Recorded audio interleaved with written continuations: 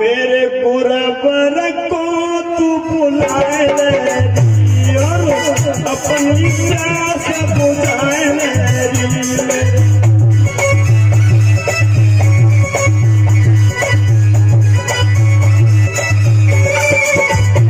ओ मैया,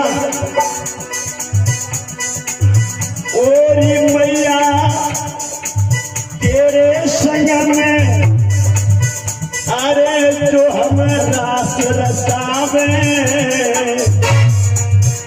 तो तेरी कसम हम खाए रहे हम घोर नरक में जावे। हम खाए रहे माँ घोर नरक में जावे।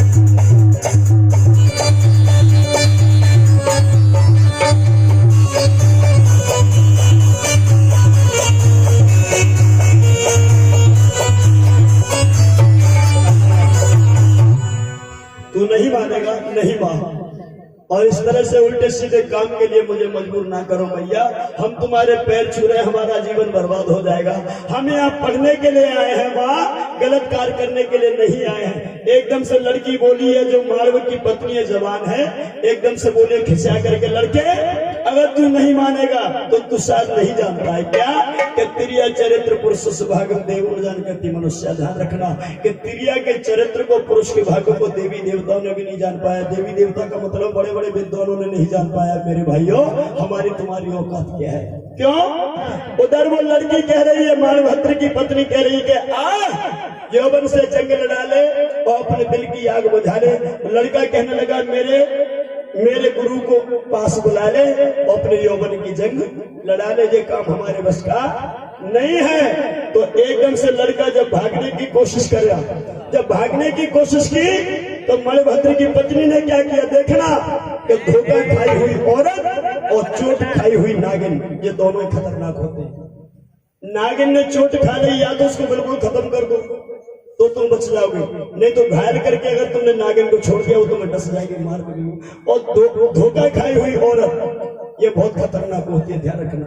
धोखा किसी के साथ ना करना, औरत के साथ धोखा मत करना, आदमी के साथ धोखा मत करना, औरत के साथ मतलब कोई भी बहन के साथ धोखा मत करना। किसी से 100 रुपए ले लिए तो उसको वापस कर देना, धोखे से बचा मत जाना, खा मत जाना, उसको धोखा कहते हैं। तो ध्यान रखना, आज ये लड़का जैसे ही भागा है, इसने क्या किया मणिभद्र की पत्नी ने, अरे जाके छीन ले सब कपड़ा,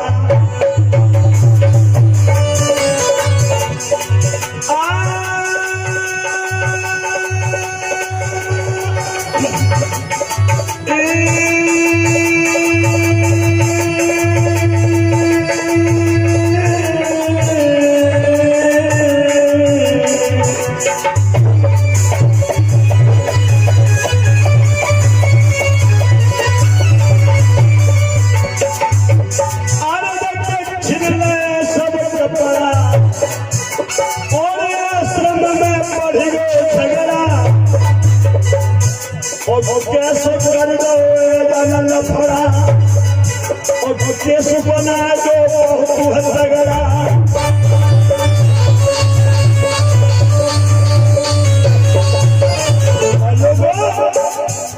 होएगा तो गाना समझ पायो कैसे होएगा,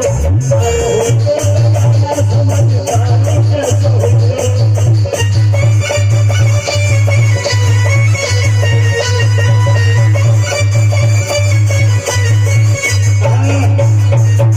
इधर जैसे ही लड़का भागा है, उस ठरकी जी ने, औरत ने क्या किया, जब लड़के ने उसकी बात को नहीं माना तो लड़की ने क्या किया, उसके कपड़े झटक लिए हैं। कुछ कपड़े तो उसके हाथ में आ गए, फट गए हैं, और कुछ लड़के के साथ चले गए।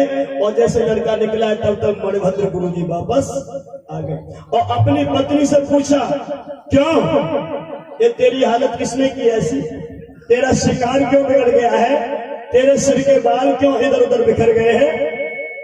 तो मणिभद्र की पत्नी कहने लगी, महाराज तुम तो चले गए, हाँ, और तुम्हारे जाने के बाद जो सबसे ज्यादा प्रिय शिष्य है, कौन? वही जिसमें तुम्हें सबसे ज्यादा भरोसा है। कौन? मणिभद्र। हाँ, क्या किया उसने? सुनो महाराज, तुम जैसे ही निकले वो आओ फिर अरे नियत खराब बाकी हुई रे बल मेरे हाथ को पकड़ा।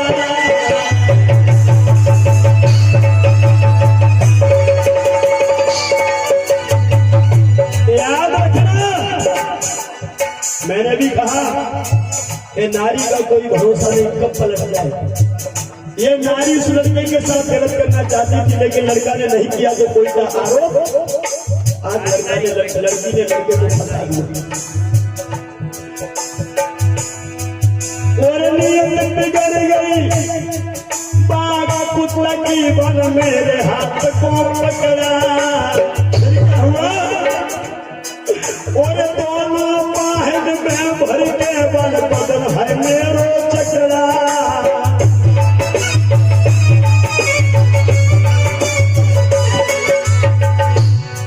महाराज हाँ बोलो इज्जत मेरी लूटी है।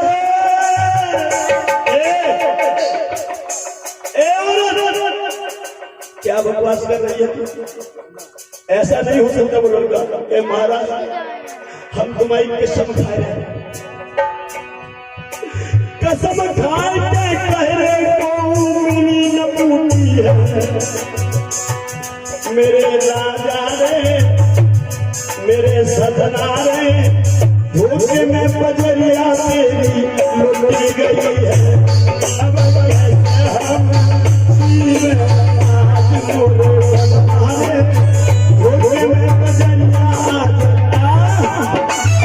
नौजवान साथियों लड़की ने जहर घोल दिया है और आज इस हरामखोर औरत ने उस लड़के पे आरोप लगा दिया। मणिभद्र जो गुरुजी है वो एकदम से आग बबूला हो गए। कहने लगे हरामजादे कुत्ते कहीं के कमीन तूने गुरु पत्नी पर जो है गलत नीयत डाली है तू मारा जाएगा तू खंड खंड का हो जाएगा।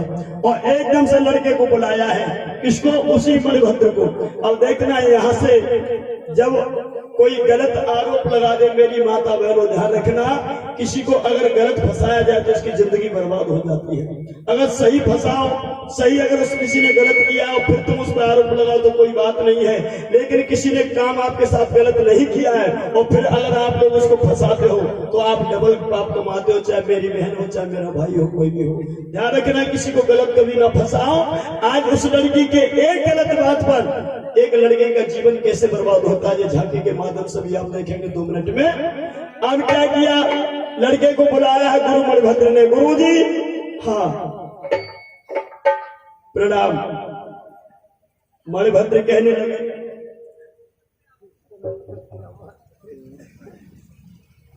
दूर हट जाओ मेरी नजरों से।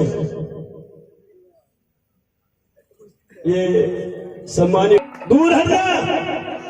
क्यों कमीन कहीं के मैंने तेरे ऊपर बड़ा भरोसा किया था और मुझे कुछ लड़कों ने पहले ही तेरे बारे में बता दिया था लेकिन मैंने तेरे ऊपर बहुत भरोसा करके मैंने उनकी बातों पर भरोसा नहीं किया और तूने मेरे घर में ही आकर के मेरे जीवन को बर्बाद कर दिया मेरी इज्जत को तार तार कर दिया। लड़का कहने लगा गुरु जी आखिर हुआ क्या? तो कहने लगा है बादल फाड़ दे दुष्ट ने और धोखो मेरे संग कियो।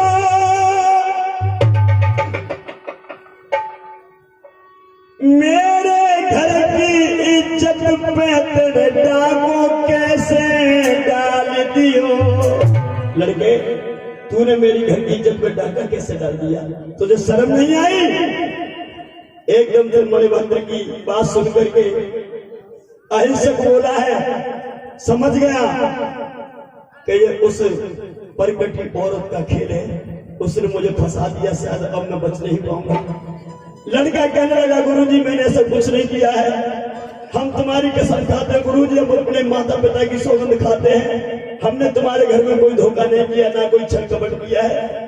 मणिभद्र कहने लगा लड़के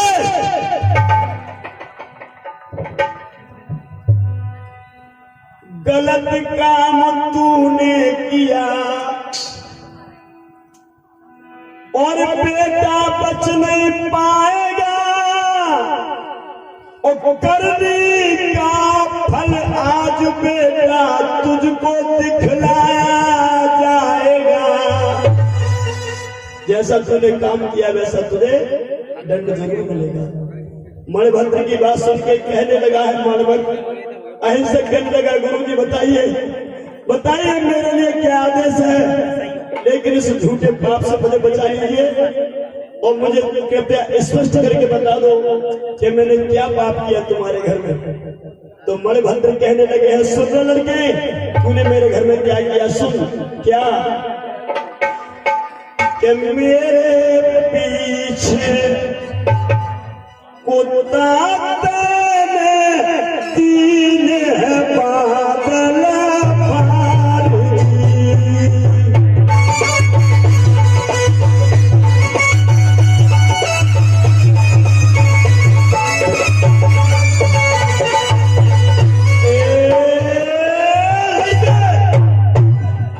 हरामी, जब मैं घर में नहीं था तो तूने बादल फाड़ दिए, क्या किया बताओ तो। मेरी पत्नी, हाँ मेरी पत्नी की दुष्टता ने दी है इज्जत उतार दी।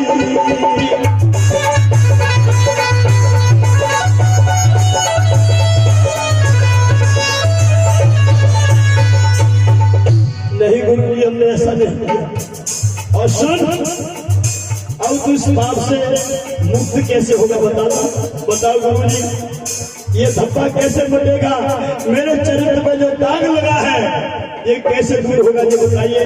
तो देखिए मेरे भाइयों, आइए मणिभद्र जो गुरु है, जो जाति का ब्राह्मण है, ध्यान से सुनो, मणिभद्र गुरु है जो जाति के ब्राह्मण है।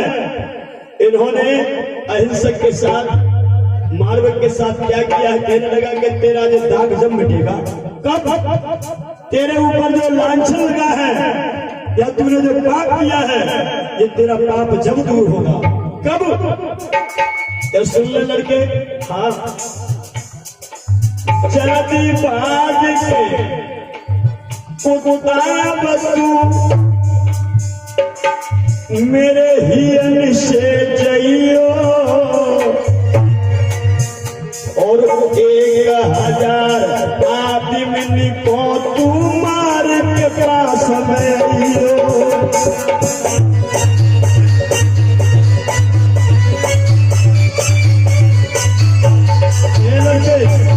जाओ, 1000 आदमियों को मार के मेरे पास आओ।